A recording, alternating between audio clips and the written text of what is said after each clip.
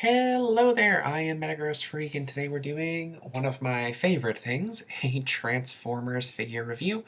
I realize that a lot of people have already reviewed Moonracer, including Bolt Matrix, P-All, MGO.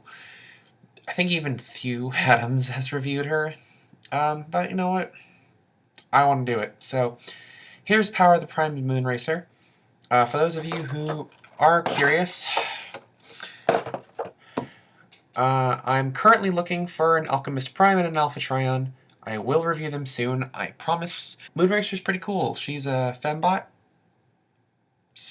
aka a Valkyrie. She is part of the Alita 1 combiner. And as you can see here on the little side piece, if you're able to see it, she forms the left arm and Jazz is the left leg.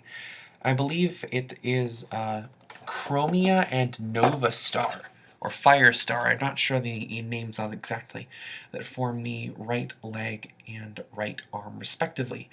They'll be coming in the next wave. I don't know what took these figures for this wave to get so long, but for some reason just all of the wave 2 figures were super late into getting into California. Enough of me babbling, it's been, wow, let's get into it. Here's Chromia out of the packaging. Fairly lanky figure, but definitely looks pretty good. Her backpack's a little large, but at least they try to hide some of it by making it look kind of like a coattail skirt kind of thing. She has this lovely, mint green. The white looks really nice, and there's highlights of transparent blue on her feet, her stomach, the butt skirt, and even the little plug gun for her prime armor is that light blue. So yeah, kind of a cool color. You don't see that very often in the weapons, but yeah, she comes with a little kind of a blaster gun, which is fairly nicely sculpted, albeit fairly simple, and it just goes into her hand. She also does have little ports on her wrists, so I guess if you wanted to, you could put her gun there. I guess for storage purposes? I don't know. She also has wrist articulation, though that's part of the transformation, so you technically can get a variety of different poses with her arms. And just like all the deluxe class figures, the port in her arm can be used to allow her to attach the prime armor to her hand. Though honestly, having this giant prime armor gauntlet on her tiny little hands looks pretty ridiculous. You can use the tabs on the inside of the two thumbs on these little tiny slots on the side of her torso that try to clip it on. It doesn't really work that well. I think it looks pretty stupid. I'm in favor of just having them being worn like giant gauntlets. And as you may have discovered, I'm having a little bit of trouble because the problem is, even though the joints are good, because the limbs are a lot smaller, the ball joints have to be a lot smaller. I think compared to her other counterparts, it looks pretty good. Just for comparison, here she is with one of my favorite Autobots, Chrome Dome, who is another deluxe class. As you can see, she scales pretty well, albeit she's just not in a cool pose. And here she is with Alita 1, fellow Fembot, and Voyager class, who turns into the torso, and of course she's the left arm. Similar to Alita 1, Moonracer has a fairly feminine-looking face and a more triangular-looking chest, and also more feminine-looking legs. That's just my observation. And of course, the butt skirt thing kind of helps with her characterization too. Of course, all of the Power of the Primes figures come with cards. My particular card is Megatronus Moonracer. Megatronus being a Wave 3 Prime Master, and I actually have ordered the Wave 3 ones. That's Solstice Prime, Megatronus, and Amalgus Prime. But Megatronus gives Moonracer the ability to obliterate the spark of any foe with a single shot. So as you know, Megatronus is super powerful and killed Solus Prime using the Requiem Blaster.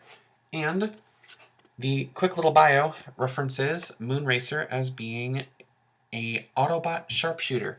So I guess that would be a really good example of the Prime Master working with the natural abilities of the character. She's a sharpshooter. Megatronus has a big gun, so she just has a instant kill shot. Anyway, let's get it into the vehicle mode, and we can compare those. Now, this is the official car mode, or I don't know what to call it.